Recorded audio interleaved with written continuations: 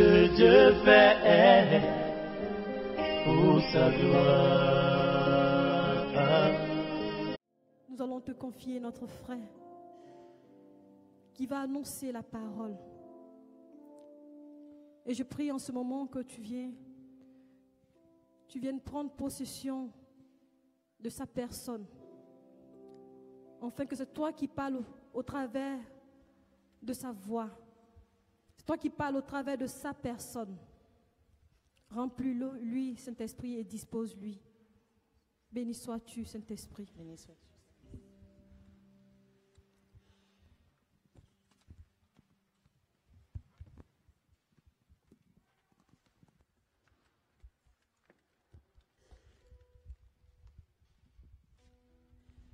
Merci Seigneur pour ta grâce.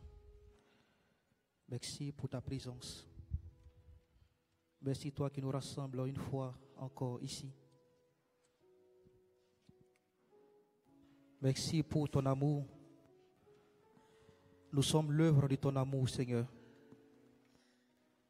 Merci pour ce 4e dimanche, Seigneur, du temps de carême. Tu nous mènes, Seigneur, comme le peuple d'Israël vers la Pâque. Merci, Seigneur, pour cette grâce. Toi qui nous décharges, Seigneur, de nos fardeaux, qui nous libères des chaînes de l'esclavage. Toi, Seigneur, qui nous décharges et qui veut que nous portons, Seigneur, ton joug qui est léger. Merci pour tout. Nous voulons nous abandonner et marcher, Seigneur, à ta suite. Nous voulons, Seigneur, poser nos pas dans tes pas. Toi qui es passé sur la terre en faisant du bien, mais aussi, Seigneur, pour nous révéler le visage du Père et nous montrer, Seigneur, le chemin véritable de l'épanouissement. Nous voulons en ce jour, Seigneur, à travers, Seigneur, cette prière et la parole que toi-même tu vas nous enseigner. Nous voulons, Seigneur, que cela soit grâce et bénédiction pour nous, dans notre épanouissement et pour notre quête de bonheur véritable, Seigneur. Tu le dis, Seigneur, que celui qui s'humilie et cherche ta face, s'il prie, toi, tu le réponds. Nous voulons, Seigneur, que tu nous accordes cette grâce. Dispose nos cœurs, que nos cœurs soient pour recevoir ta parole. Que nos cœurs soient fertiles, Seigneur, pour recevoir ta sémence. Si le peuple ce qui est invoqué mon nom.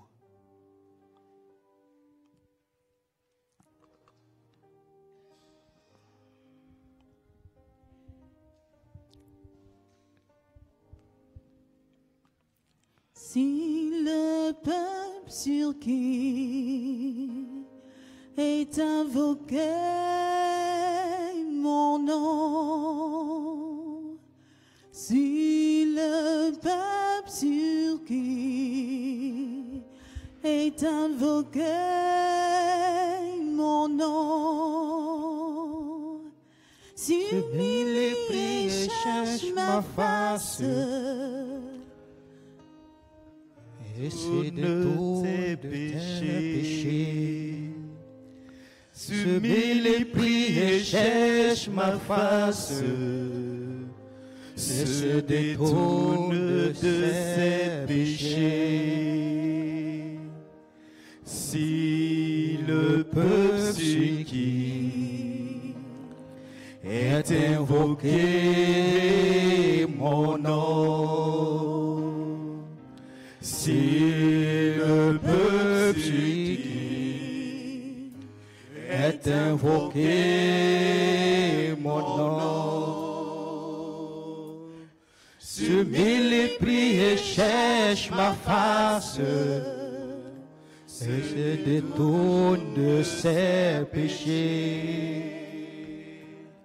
Se mille et prie et cherche ma face, et se détourne de ses péchés. Moi, je l'exaucerai. oh, Je l'exaucerai. Je l'exaucerai. je les osserai. Je les osserai. Je les osserai.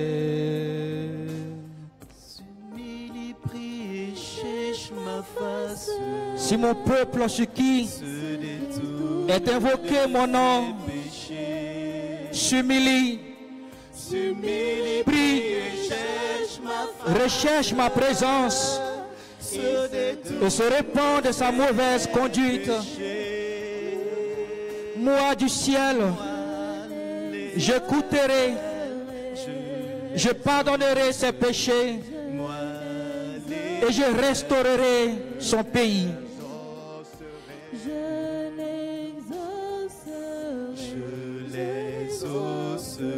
Je les osserai.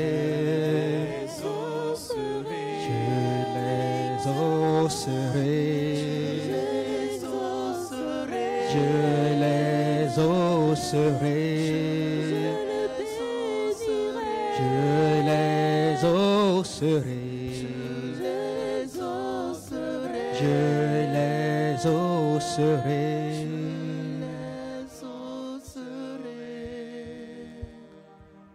Oui, si mon peuple sur qui est invoqué mon nom,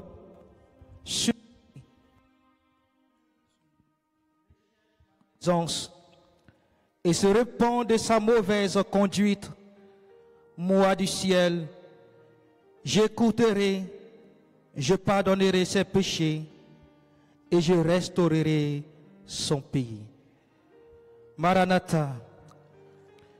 Nous sommes rassemblés ce soir, comme tous les dimanches, quand le Seigneur nous fait la grâce de nous réunir pour écouter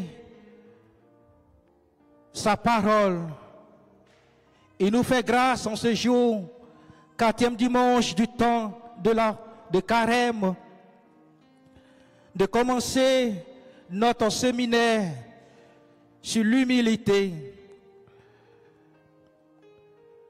Frères et sœurs, le thème qui nous rassemble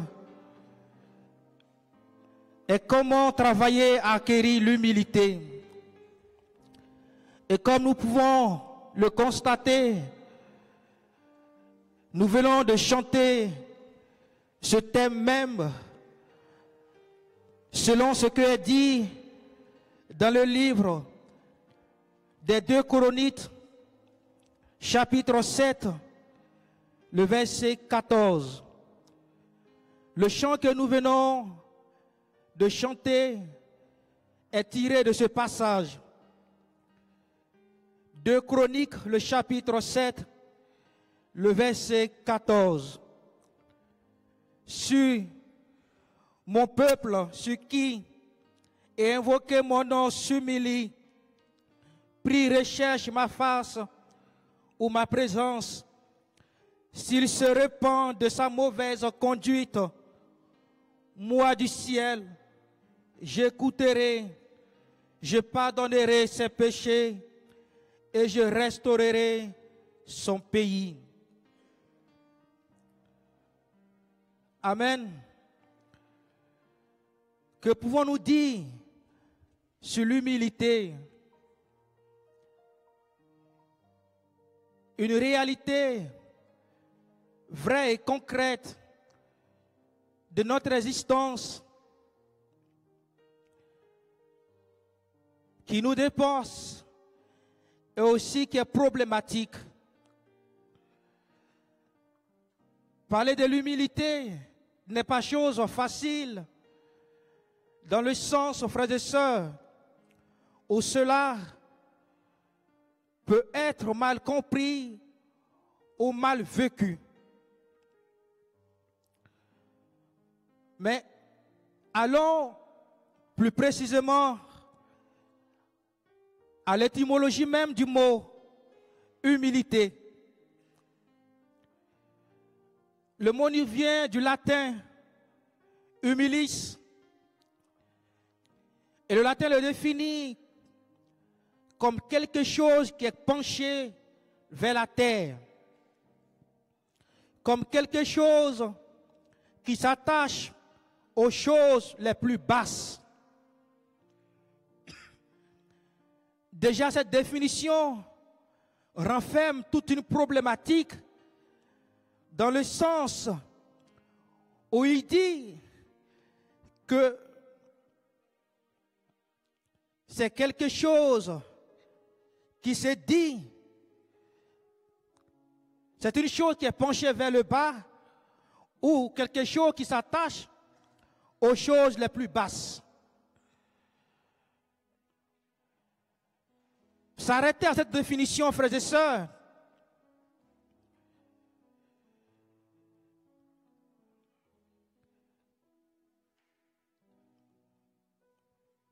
c'est nous éloigner de ce que renferme ce qu'on appelle l'humilité dans la vie chrétienne.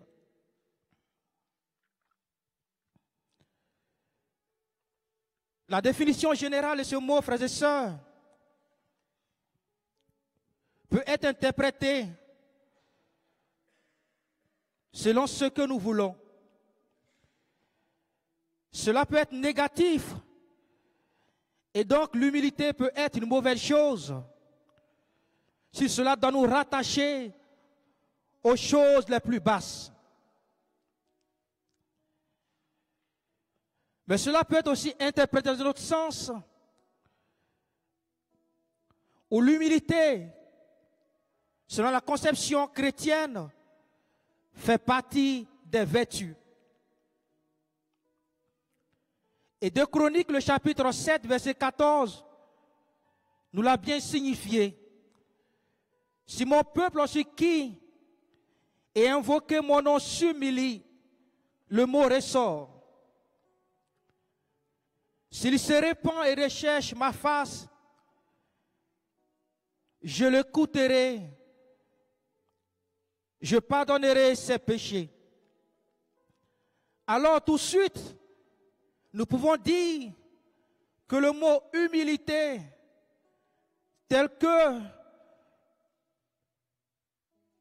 nous le recevons de son sens étymologique du latin humilis, n'est pas mauvais en soi ou n'est pas péjoratif, même s'il s'est défini comme une chose rattachée à la terre. L'humilité, frères et sœurs, comme je viens de le dire, fait partie des vertus. Or, toute vertu nous dispose à faire le bien. Toute vertu nous permet d'accomplir des actes bons et de donner le meilleur de ce que nous sommes.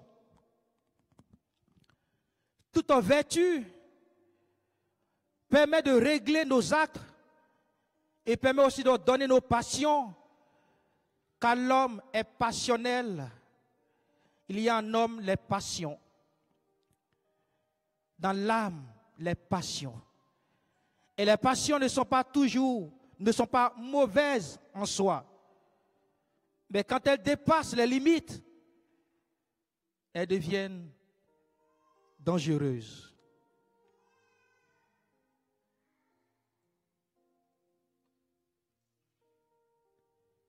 Et les vertus règlent ces passions qui sont en nous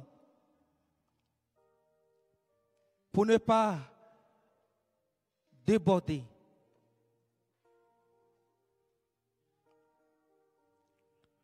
Pourquoi l'humilité, frères et sœurs? L'humilité, parce que Dieu aime celui qui est humble.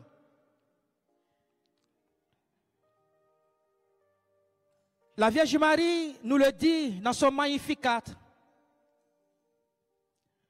Il a regardé son humble servante.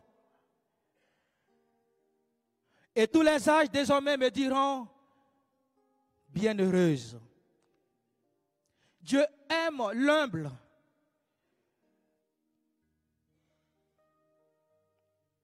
Il renverse l'orgueilleux, nous dit la Vierge Marie.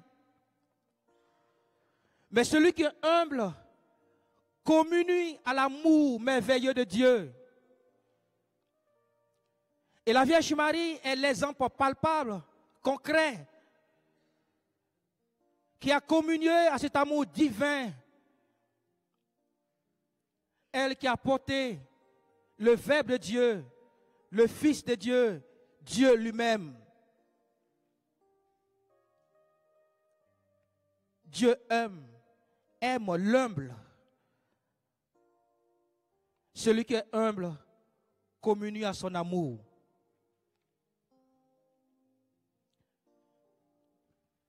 Alors que l'orgueilleux est renversé, nous dit toujours le Magnificat, Luc le chapitre 1, versets 48 à 51.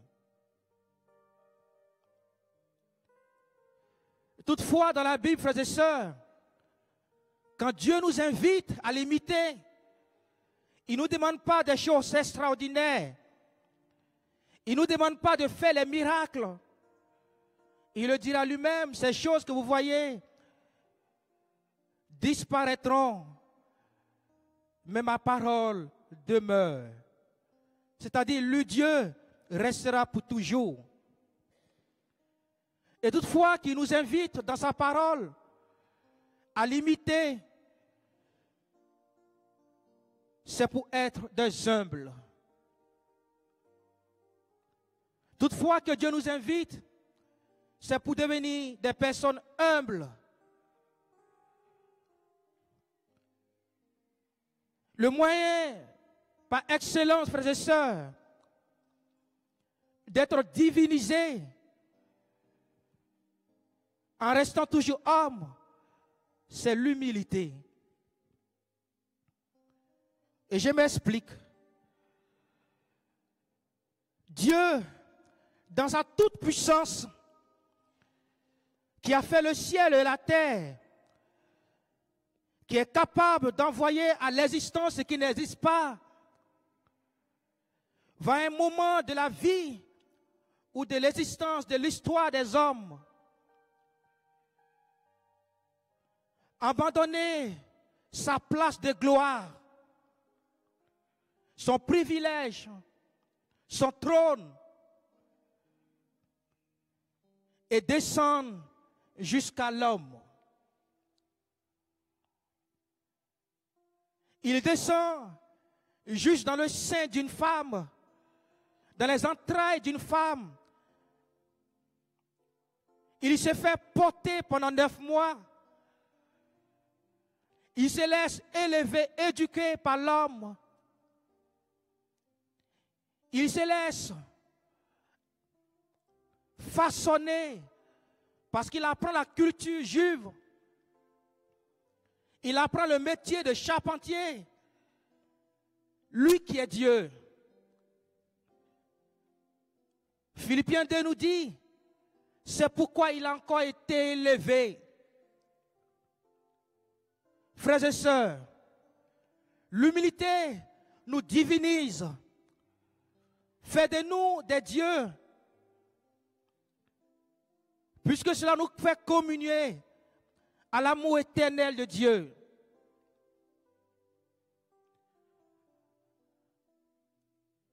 Toujours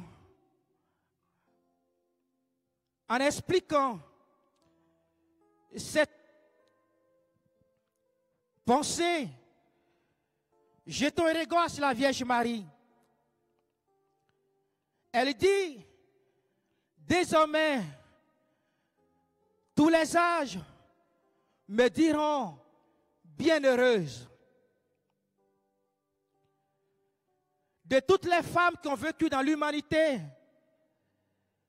quelle est la femme qu'on continue toujours de magnifier sur la terre? Une question que je vous laisse à votre appréciation et dont vous-même vous répondrez. Depuis plus de 2000 ans, on continue de magnifier cette femme. Qu'on soit avec elle, qu'on soit contre elle, elle est toujours la bienheureuse. Qu'on soit protestant, mais il y a dans la Bible cette parole qu'on ne peut jamais enlever. Qu'on confesse cette foi, qu'on reconnaît ce dogme de l'Immaculée de la Vierge Marie ou pas, une chose est sûre, on la trouvera dans toutes les Bibles. Et la parole qu'elle a dit un jour est encore d'actualité, elle le sera pour l'éternité. Frères et sœurs, voilà un exemple pratique, typique, concret de ce que l'humilité fait de nous. Elle nous divinise. Maranatha. Jésus dit, apprenez de moi que je suis doux et humble de cœur. Il ne dit pas, apprenez de moi que je suis le plus fou, parce que je chasse les gens à la synagogue, au temple. Il ne dit pas, apprenez de moi que je suis un guérisseur, un faiseur de miracles. Mais apprenez de moi que je suis doux et humble de cœur.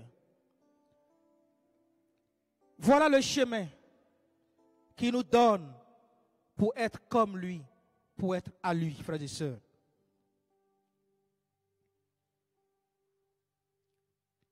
L'humilité, elle nous divinise parce qu'elle représente la terre fertile où se construit toute vie et toutes les vertus.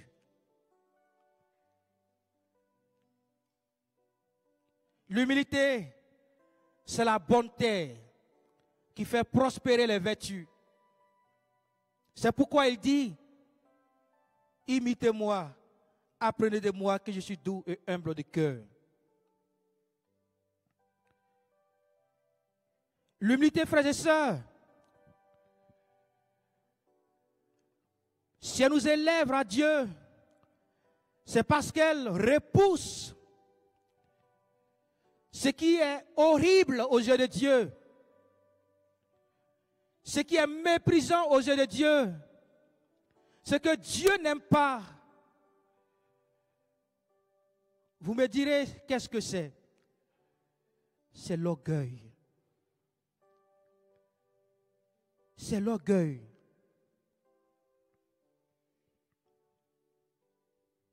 Il disperse les orgueilleux. Il ne les regarde même pas. Il les disperse du tout. Dieu n'aime pas l'orgueil.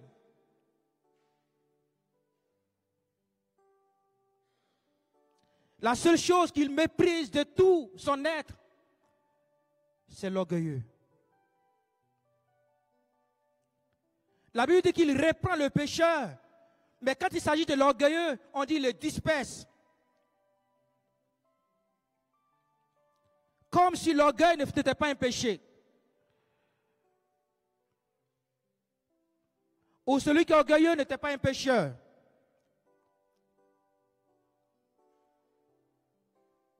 Frères et sœurs, deux réalités qui sont en perpétuel conflit. Dieu nous invite à la première, qui est l'humilité. L'humilité nous élève à lui et l'orgueil nous rabaisse dans les ténèbres.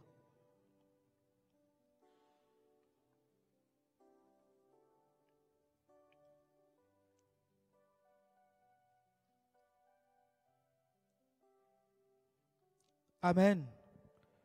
Alléluia.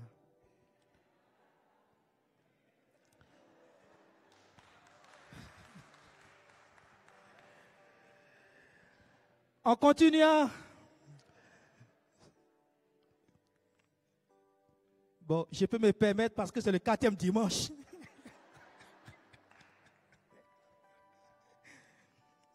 Donc, nous sommes sûrs que Jésus va mourir et ressusciter.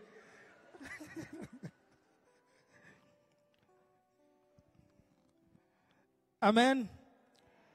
Comment alors travailler à acquérir l'humilité? C'est maintenant que nous répondons à notre thème. Mais il fallait savoir ce que c'est l'humilité pour rechercher cela. Nous le savons qui nous divinise et nous communie, nous fait communier à l'amour de Dieu. Comment travailler à l'acquérir? Mais d'abord, la première des choses, pour moi, il faut éviter. Ce qu'il faut éviter, c'est ce que j'appelais l'humilité satisfactoire. L'humilité satisfactoire pour assouvir ses désirs, pour assouvir un désir. Ecclésiastique, chapitre 19, versets 22 à 30. Il dit dans ce passage, il y en a qui s'humilient malicieusement. Il y en a qui s'humilient malicieusement. C'est-à-dire, ce n'est pas vrai. Ils se cachent. C'est une humilité qui est fictive, qui est extérieure et qui masque l'orgueil.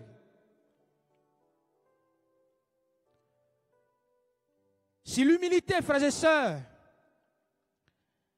se voit à travers des œuvres ou l'action,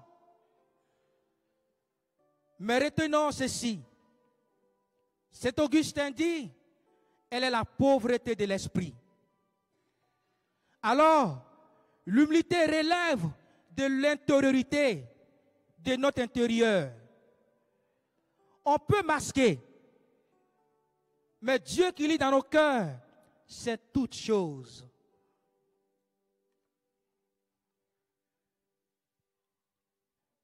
L'humilité, frères et sœurs, est beaucoup plus intérieure. Elle est tellement intérieure qu'elle se déverse. Ce qui est intérieur déborde. La Vierge Marie n'a pas besoin de dire qu'elle est humble. Mais quand Élisabeth la découvre, elle est dans l'exaltation. Padre Pio n'avait pas besoin de dire qu'il est humble. Mais tous ceux qui allaient à lui découvraient quelque chose de spécial. Il arrivait que des gens qui étaient dans la foule se demandent, mais c'est qui Padre Pio? C'était un pauvre monsieur qui était assis là-bas et qui confessait. L'humilité ne se retrouve pas dans les muscles, elle est plus intérieure. Mais certaines personnes malines peuvent dissimuler cela et vivre ce qu'on appelle l'humilité satisfactoire pour satisfaire un besoin. En fait, pour faire bon prestige devant les hommes. Mais si nous savons que l'humilité nous rend comme des dieux, alors il faut éviter cette humilité que j'ai appelée satisfactoire. Une autre chose à ne pas faire, il ne faudrait pas rechercher la souffrance ou le martyre et penser que je suis en train de recourir à la voie de l'humilité. Je m'explique.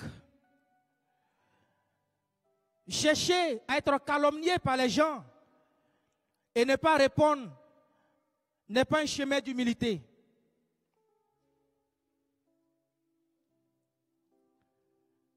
Rentrer dans des situations bizarres et dire que je ne réponds pas, je vais être humble, ce n'est pas le moyen. C'est une torture. C'est se faire du mal, frères et sœurs. L'humilité n'est pas une imposition. Ce n'est pas une chose qu'on s'impose.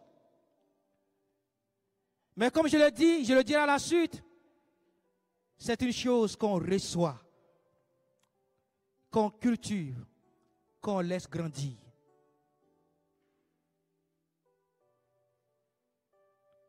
On n'a pas besoin de se faire des stimates pour être humble.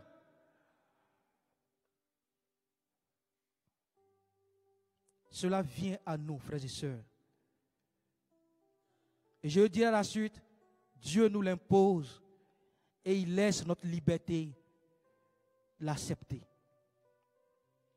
Puisqu'il aime l'humble, alors il impose cela. Mais ça passe sous une forme de dictature. Mais il laisse notre liberté. Et cette liberté a conduit Lucifer à la rébellion. Si nous avons évité ces deux choses, alors comment faire pour l'acquérir? Je propose deux personnes. Être à l'école de David, être à l'école de Saint Padre Pio. Psaume le 51. Dans ce psaume, frères et sœurs, nous voyons le roi David exprimer son intériorité, ce qu'il est.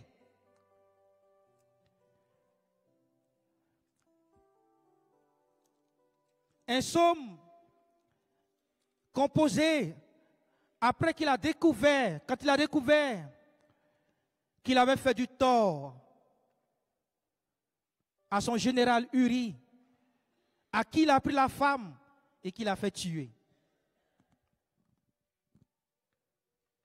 Quand le roi, le prophète Nathan lui a dévoilé son péché, David est rentré dans cette repentance. Et voilà ce qu'il dit, Psaume 51. Pitié pour moi, Dieu en ta bonté, en ta grande tendresse, efface mon péché. Lave-moi tout entier de mon mal et de ma faute, purifie-moi. Mon péché, je le connais. Comment faire pour acquérir l'humilité? Reconnaître ce que je suis. Mon péché, je le connais. Nous dit David.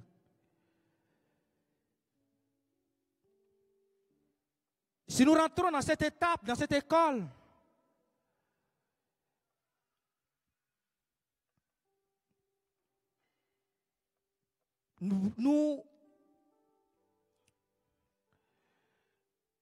qu'est-ce que j'ai dit? Si nous rentrons dans cette école de David,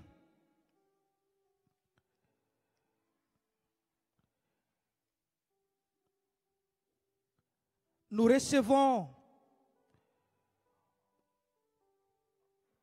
je cherche encore à formuler les mots.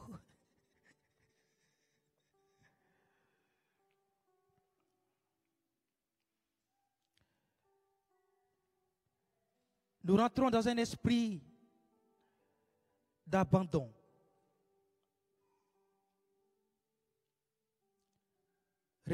Un esprit d'abandon.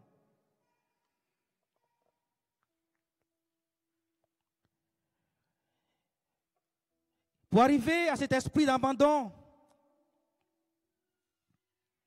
il faut d'abord reconnaître.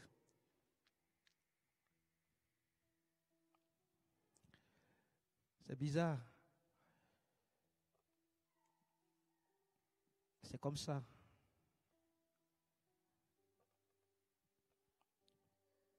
Dans la préparation, le Seigneur m'a pas parlé d'esprit d'abandon, mais là, il ne met pas d'esprit d'abandon. C'est comme ça. Il arrive que tu prépares et ce n'est pas ce qu'il te demande de faire. Et donc je dis autre chose.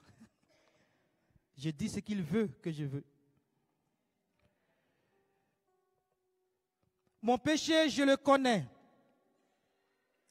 Ma faute est devant moi sans relâche. Contre toi et toi seul, j'ai péché. Ce qui est mal à tes yeux, je l'ai fait. Frères et sœurs, pourquoi toute cette parole? Mon péché, je le connais, oui, je le connais. C'est parce que ma faute est devant moi que je connais mon péché. Contre toi et toi seul, oui, mais je m'adresse à toi, non, c'est contre toi. Il dit encore, ce qui est mal à tes yeux, je l'ai fait. David veut exprimer cet abandon, veut exprimer sa pauvreté, sa petitesse. David veut exprimer ce qui est au fond de lui-même. Ce n'est pas encore l'humilité, mais c'est l'être misérable qu'il est. Et donc, la première étape, c'est exprimer sa misère. Quand on peut reconnaître sa faute, que si on se reconnaît misérable. On ne peut dire, ma faute est devant moi sans relâche. Ce qui est mal à tes yeux, je l'ai fait. Si on ne se reconnaît pas comme des êtres misérables. Il veut tellement dire cela au Seigneur. Il ne dit pas, Seigneur, je suis humble déjà. Seigneur, donne-moi l'humilité. Non, je suis misérable. C'est ce que je suis d'abord.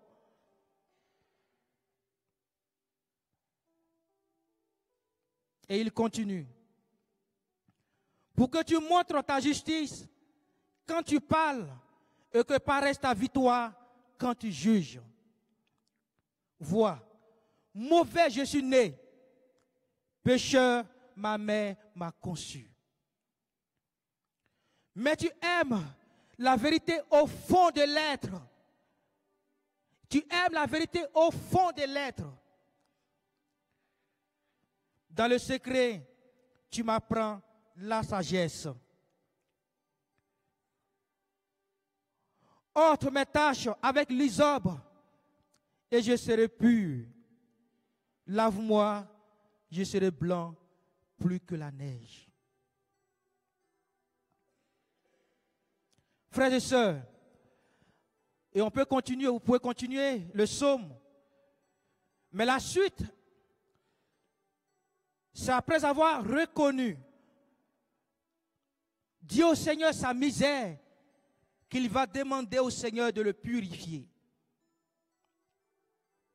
Il ne demande pas purifie-moi tout de suite. Non, je sais ce que je suis d'abord. La reconnaissance, l'esprit d'abandon.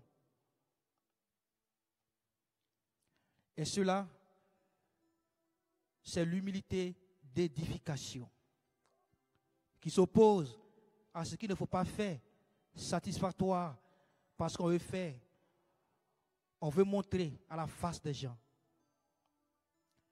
Lui, le grand David, le roi David, s'humilie.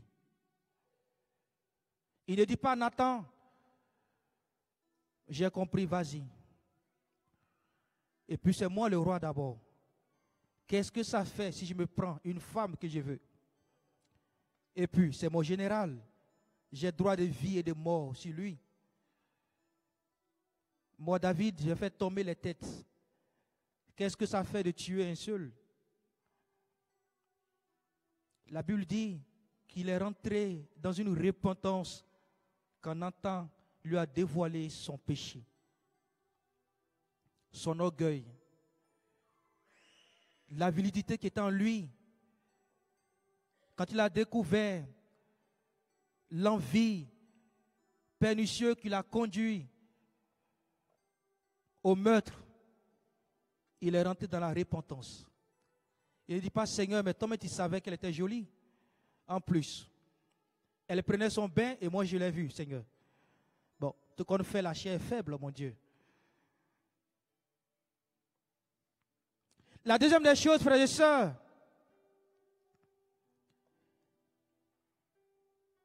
c'est que l'humilité s'acquiert dans l'effort et dans la persévérance.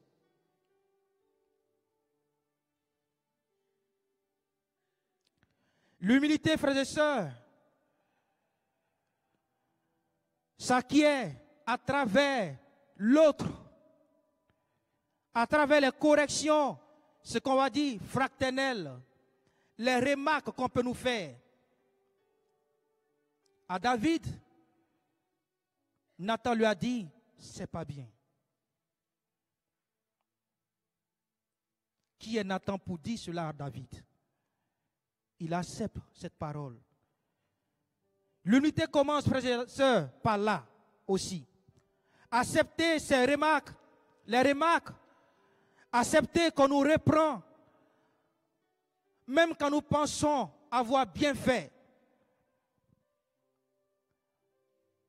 Même pour avoir bien fait, il peut se trouver quelque chose qui n'est pas aussi bien.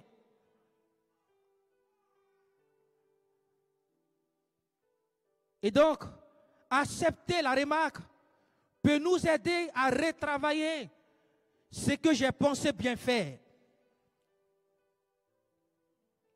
Mais sinon, comment est-ce que nous pouvons nous affiner s'il n'y a pas de remarque?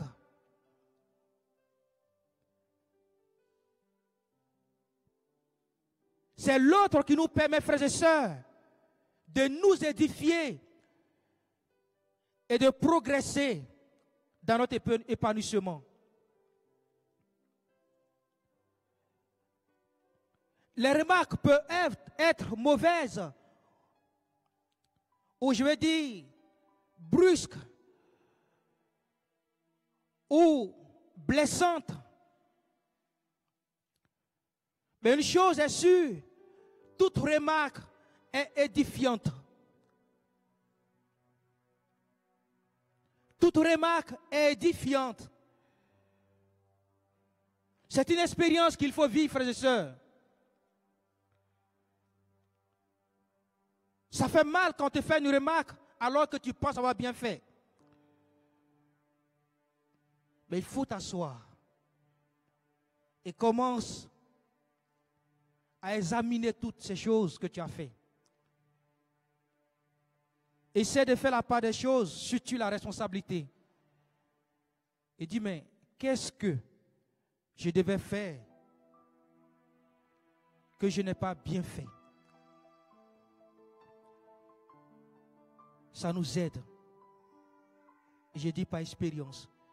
Mais ce n'est pas facile. C'est pourquoi c'est un effort continuel. C'est la persévérance.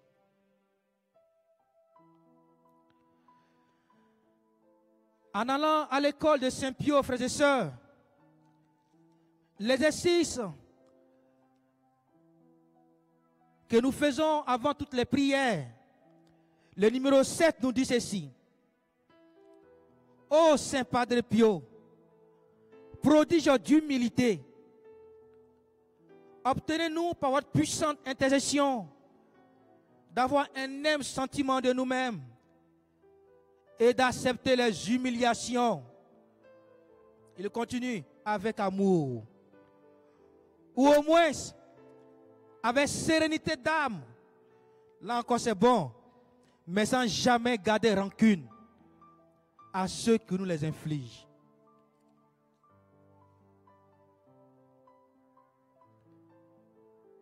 Reconnaître, c'est bon. Je suis misérable. Et ça, on peut le dire à Dieu. Ça, c'est Dieu, nous. Mais accepter cette humiliation tous les jours, ce n'est pas facile. Avoir un humble sentiment de nous-mêmes, c'est-à-dire me décharger de ce que je pense que je suis. Un humble sentiment de nous-mêmes. Mais je me vois grand. Je me vois tellement une femme ou un homme qui n'est pas égal. Il me dit un humble sentiment de moi-même. Il faut que je redescende.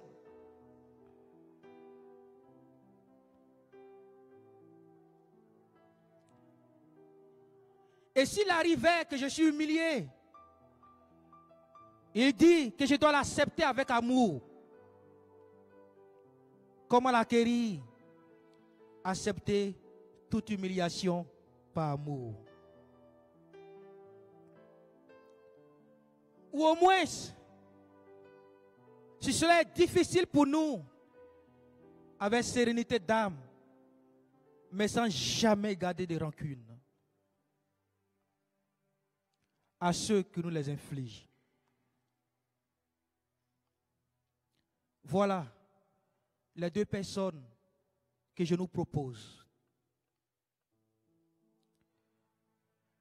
Mais sachons, frères et sœurs, que l'humilité est une chose, une vertu à désirer.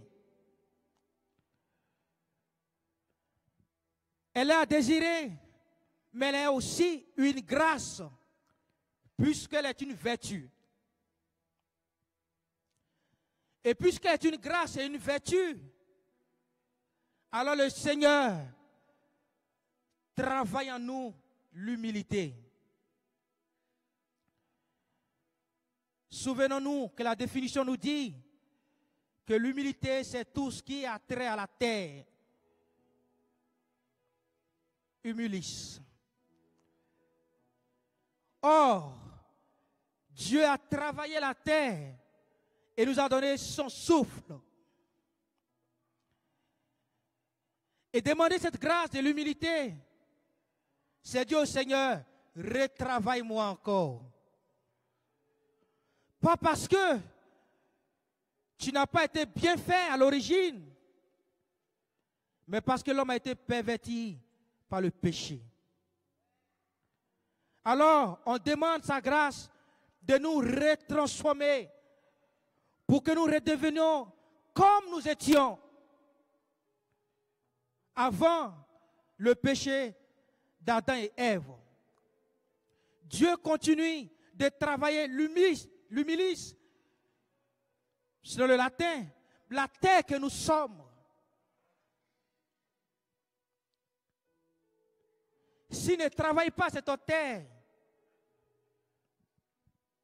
c'est le malin qu'on appelle le tentateur, Lucifer, le démon qui viendra le faire. Et il dira, pourquoi vous ne mangez pas de ce fruit qui est dans le jardin? Ah non, la femme qui dit, le Seigneur nous a dit de ne pas manger, c'est interdit. Ah, pas du tout. Ce n'est pas interdit. Le Seigneur sait que si vous mangez de ce fruit, vous verrez comme lui, vous serez comme lui. Et les yeux s'ouvrent, les yeux de la femme s'ouvrent. Ah, les femmes, toujours, sur ce qui est beau, joli. Pourquoi il n'est pas allé à travers l'homme? Parce que la femme est attirée toujours par ce qui est merveilleux. Adam lui connaissait le jardin avant Ève, puisqu'il est avant Ève. La meilleure personne vers qui il devait s'adresser, c'était Adam. Toi, tu connais le jardin qui a été le premier. Mais pourquoi tu ne manges pas ce fruit? Ah non, c'est la femme, parce qu'elle est toujours attirée, parce qu'il est merveilleux. Or, ce n'est pas tout ce qui brille qui est de l'or. C'était un mirage. Et elle est tombée dedans en faisant tomber Adam aussi. Ce qui est marrant, c'est que quand la femme découvre que c'est merveilleux, tout de suite l'homme aussi l'accepte. Bon, c'est un mystère, on ne comprend pas pourquoi. Adam aurait dit, mais non, on ne mange pas de ce fruit. Il a pris, il a mangé. Parce que la femme lui a dit que c'était bon. Attention, nous les hommes. Ce n'est pas tout ce que les femmes nous présentent qui sont bons.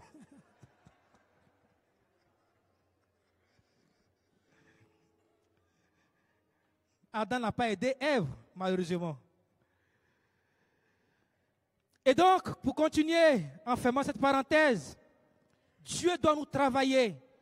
Et nous travaille à travers les autres, frères et sœurs. Dieu nous travaille à travers les autres. À travers celui ou celle qui est proche de toi. À travers ton responsable qui est au travail ou dans ton groupe. C'est à travers lui, c'est à travers l'autre qui n'est rien, en fait, pour toi. Qu'il travaille la terre qui a été retournée par le péché d'Adam et Ève. Et cela est inévitable. C'est pourquoi cette prière dit que nous acceptons l'humiliation parce que c'est inévitable. Il n'y a pas d'abri contre l'humiliation. C'est sûr que mon bonjour peut vous humilier. Parce que je l'ai dit dans un visage serré, pas bloqué. Alors tu peux dire, mais frère Paul, qu'est-ce qu'il a aujourd'hui? Il me salue, mais ce n'est pas possible. Tu peux être blessé dans ton fond intérieur pour un bonjour. Mais au fond, le Seigneur est en train de guérir quelque chose en toi. Parce que que mon visage soit serré ou desserré ne devait pas t'intimider. Que l'Église s'élève contre Padre Pio en griffe, que ses responsables des communautés se lèvent contre lui, qu'on lui dise de ne plus célébrer la messe en public. Cela n'a rien changé dans la vie de Padre Pio. Il est resté cet homme joyeux, accueillant, toujours en train d'intercéder, de prier. Sa vie n'était pas, frères et sœurs, dans ce qu'il faisait, mais dans ce qu'il est, et qu'il recherchait toujours à être, frères et sœurs. Dans ce travail de l'humilité que Dieu nous impose, c'est pour redevenir ce que nous sommes. L'être originel qui communiait à la gloire de Dieu. Car souvenez-vous, l'humilité nous fait communier à l'amour divin. C'est le but, frères et sœurs. Mais toutefois que nous quittons cette vertu d'humilité, le Seigneur nous rabaissera toujours.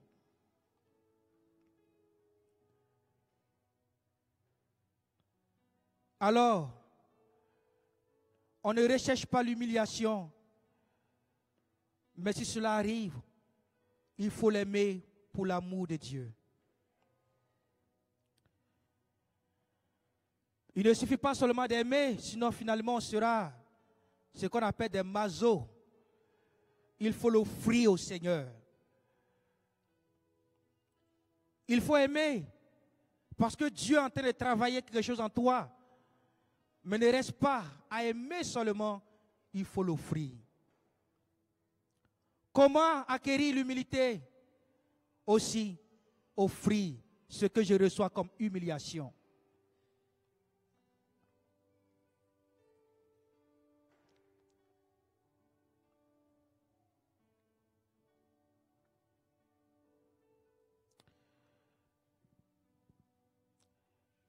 Et pour terminer,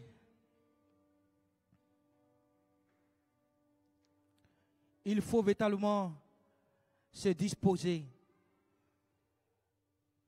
à être à l'écoute du Seigneur.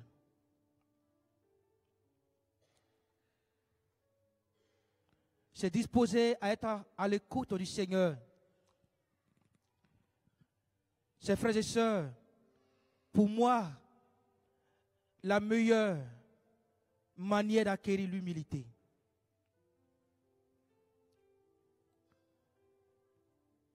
et je dis pourquoi? Car les humiliations que nous recevons souvent ne sont pas voulues ou provoquées par Dieu, mais peuvent être des humiliations que nous-mêmes nous avons provoquées. Il y a des humiliations aussi, frères et sœurs, que nous pouvons éviter. Il y a certaines situations que nous pouvons éviter. Mais comment faire la part des choses, de savoir que ce que je suis en train de vivre, Dieu est en train de travailler en moi, de retourner cette terre, c'est l'écouter. Parce que, frères et sœurs, après toute en frustration, il y a en nous ce qu'on appelle une révolte. Après toute en frustration, il y a en nous cette révolte qui n'est pas encore la vengeance. Il y a des révoltes qui sont comme des volcans qui dorment. Mais un jour, cela finit par sortir et de façon désagréable. Et donc, frères et sœurs, pour aller contre cette révolte intérieure, c'est écouter le Seigneur. Qu'est-ce que tu dis, Seigneur, face à cette situation? Et laissez Dieu nous parler. Quand on est blessé, il y a notre ego qui nous parle. Il y a toujours le moi qui vient le premier. Mais non, Paul ne te laisse pas faire. C'est toi, hein? Après tout. Tu n'es pas n'importe qui. Quand même, tu es un bleu marron. Et puis, en plus, c'est toujours le moi.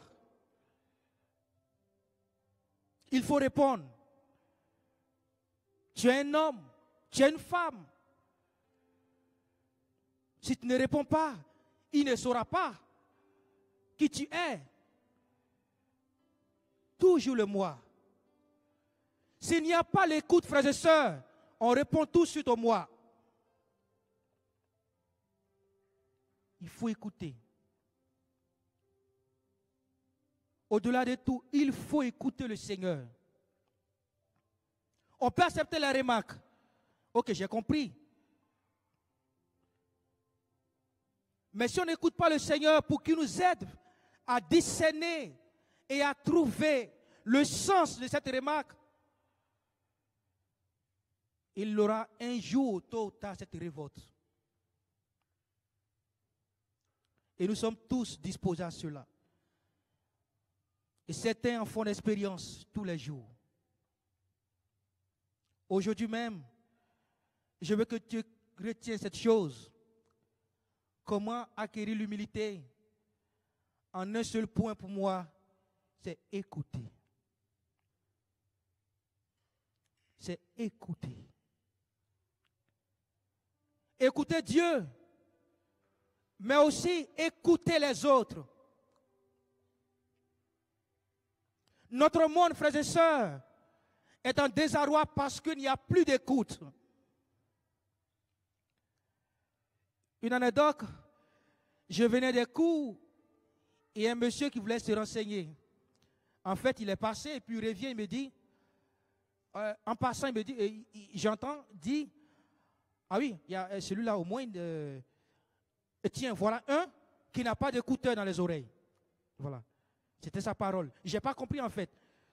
Et quand il vient vers moi, il me dit, ah, c'est bien, vous n'avez pas l'écouteur aux oreilles, je peux vous parler.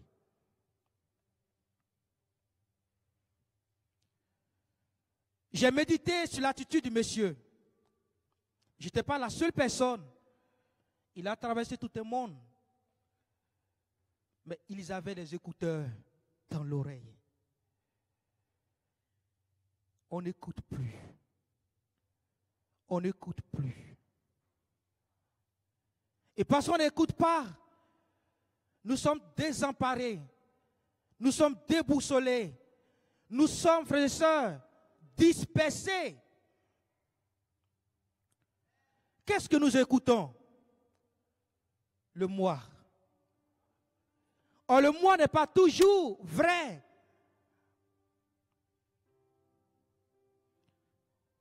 Le moi n'est pas toujours vrai. La preuve, pour revenir sur Adam et Ève, quand il a découvert Ève, la Bible dit, il sait crier. Adam n'avait jamais crié sur lui-même. C'est-à-dire qu'il n'a pas découvert qui il était. Mais il découvre qui il est à partir d'une autre. Donc à partir de l'écoute, on découvre qui nous sommes. Il faut écouter Dieu. Et il dit, écoute mon peuple, écoute Israël.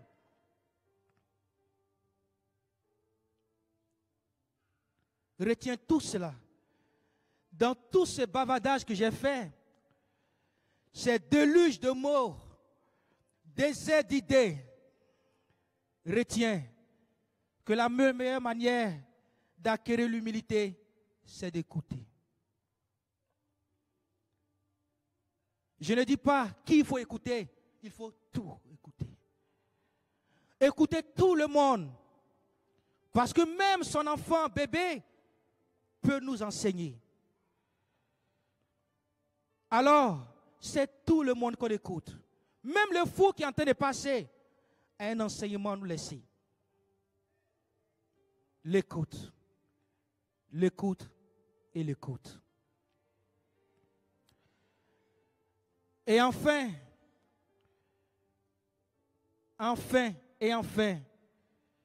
si nous écoutons, nous sommes en train de rechercher l'esprit d'enfance.